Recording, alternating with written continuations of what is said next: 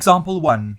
Find f dash x of ax squared plus bx plus c, where a, b, and c are constants, using first principles. Solution. Using first principles. F of x plus h equals a times x plus h the whole square plus b times x plus h plus c. Expanding the brackets, we get, substituting this expression of f of x plus h in the formula, we get, simplifying the expression, we get,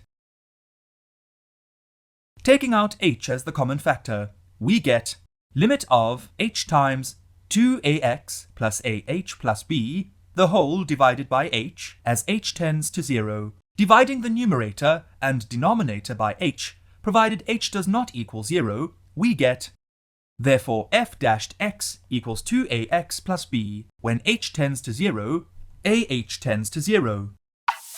Need more help? Subscribe to our channel. Can't wait that long? Ask Masky to help you and let the math finally start mathing.